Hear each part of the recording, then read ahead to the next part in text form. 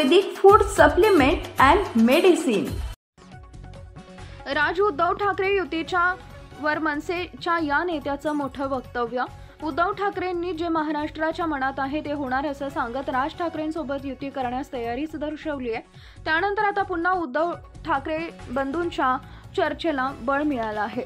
उद्धव ठाकरेंच्या विधानानंतर मनसेकडून ही प्रतिक्रिया आली आहे। मनसे नेते संदीप देशपांडे यांनी महाराष्ट्रातील जनतेच्या मनात काय आहे हे आम्हाला माहीत आहे, पण उद्धव ठाकरेंच्या मनात काय आहे ते जास्त महत्त्वाचं आहे असं म्हटलंय।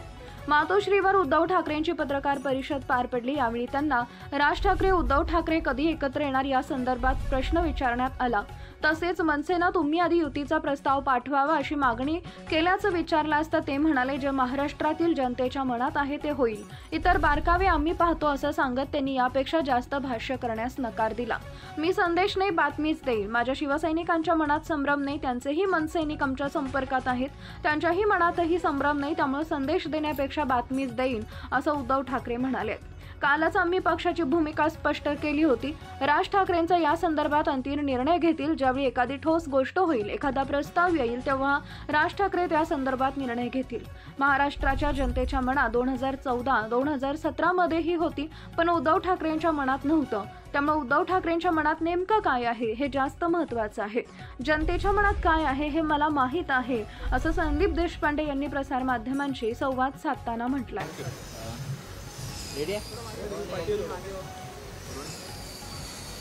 सर, आपण जर बघितलं कल्याणमध्ये देखील मनसे आणि शिवसैनिक हे एकत्र आले होते। काल नाशिकमध्ये एका कार्यालयाच्या उद्घाटनामध्ये देखील ठाकरे आणि मनसे हे एकत्र आल्याचं दिसतं। कुठेतरी ठाकरे यांची युती झाली पाहिजे, दोन्ही ठाकरे एकत्र आले पाहिजे असं चर्चा देखील सुरू आहे। मला असं वाटतं आपण पहिल्यांदा जर सन्माननीय राजसाहेबांचा जो महेश मांजरेकरांना पॉडकास्ट दिला होता तो जर बघितला तर राजसाहेबांना जे अपेक्षित होतं ते असं होतं की महाराष्ट्राच्या प्रश्नांवर सर्व मराठी माणसांनी एकत्र यावं। त्याप्रमाणे मराठी माणसं एकत्र येत आहेत, आनंद आहे।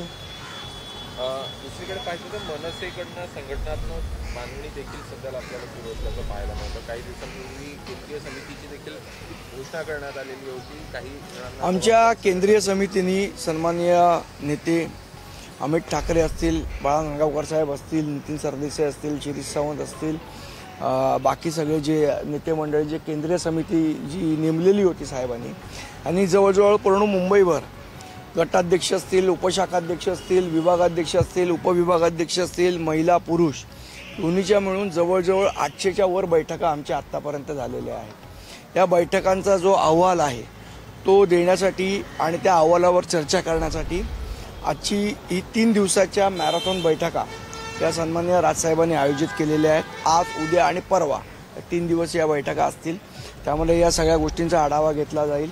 तसंच येणाऱ्या महानगरपालिकेच्या दृष्टीने काय तयारी करणं अपेक्षित आहे याचं मार्गदर्शन सन्माननीय राजसाहेब करतील। दुसरीकडे पाहिजे तर उद्धव ठाकरे आणि राज ठाकरे जरी एकत्र आले तरीही भाजपच्या अंतर्गत सर्वे असं त्यांना सांगतोय। हा सर्वे कुठे पब्लिश झालाय?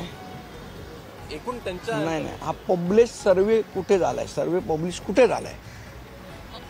अनेक गोष्टी अरे, त्या भाजप आहे ना, खाजवलं तरी तुम्हाला कळू देणार नाही, तर सर्वे कुठनं कळू देणार आहे? नरकातला स्वर्ग पुस्तक वाचताना तुमचा फोटो मोठ्या प्रमाणात व्हायरल होतोय, त्यात लपवण्यासारखं काय आहे असा देखील बकळा त्या ठिकाणी देण्यात आलेला आहे, काय सांगा? हा, म्हणजे पुस्तक वाचतो याच्यात लपवण्यासारखं काहीच नाही, एवढंच माझं म्हणणं आहे त्याच्यामध्ये।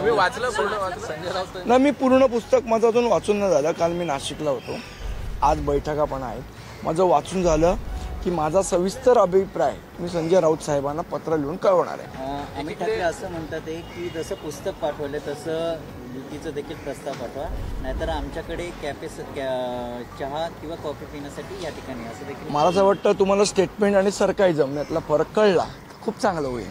तर एकीकडे ठाकरे बंधू एकत्र येण्यासंदर्भात चर्चा सुरू आहे, तर महाविकास आघाडीमध्ये सुद्धा पुन्हा एकत्र येण्यासाठी महाविकास आघाडीमध्ये काँग्रेस पुढाकार घेताना पाहायला मिळते, कारण विधानसभा निवडणुकीनंतर अबोला पाहायला मिळतोय आणि यामध्ये कुणीतरी पुढे येऊन पुढाकार घेतला पाहिजे, पण काँग्रेस पुढाकार घेणार आहे।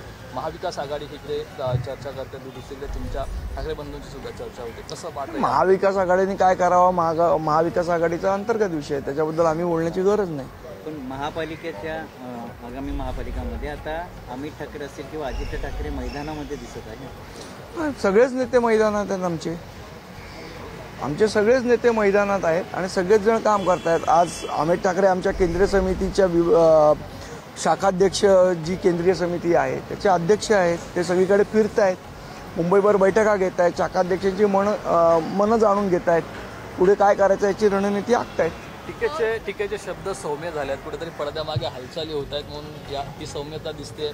काय म्हणजे सौम्य? पहिले जहाल काय होते आणि आता सौम्य काय? जरा तुम्ही सांगितलं तर मी उत्तर देईन त्याचं. संदीप, 2014-2017 साली मनसेतर्फे प्रस्ताव देण्यात आला होता ठाकरे गटाला. त्यानंतर काय झालं हे सगळ्यांनीच पाहिलेलं आहे. आता देखील एकत्र येणार या संदर्भात चर्चा चालू आहे. प्रस्ताव काही तयार आहे का? प्राथमिक प्रस्ताव तयार आहे का कोणाकडे? तुमच्याकडे का? आमच्याकडनं का?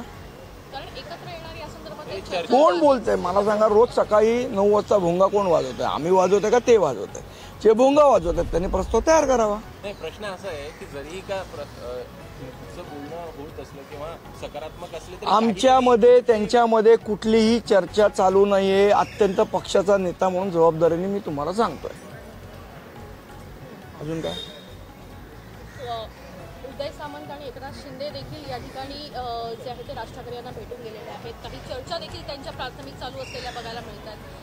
या चर्चा देखील चालू आहेत. त्यामुळे या संदर्भात एकनाथ शिंदे साहेब आणि उदय सामंत साहेब आले होते. ती सन्मान्य राजसाहेबांबरोबर सदिच्छा भेट होती. त्याच्यापेक्षा जास्ती काही नाही.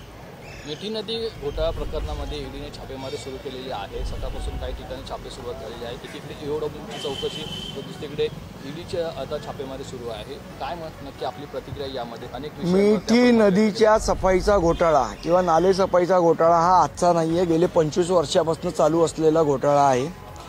ज्या वेळेला महाराष्ट्र नवनिर्माण सेनेने सजेशन दिलं होतं की जेव्हा गाळ काढला जातो मिठी नदीतला किंवा इतर नाले सफाईमधला तेव्हा तिथे CCTV लावले पाहिजेत, जेणेकरून गाळ काय निघालाय किंवा नाही निघालाय, का डेब्रिज भरून ट्रक पाठवले जात आहेत, तर दूध का दूध आणि पाणी का पाणी होईल.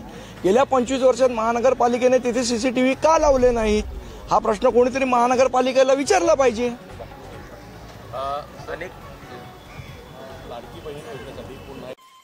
सनेज care, Sanjeevani centre building, name plot number F3 near Gokhale school, sector number 12, shop number 12, mobile number 88 28 38 80 04 आणि 80 87 02 10 04.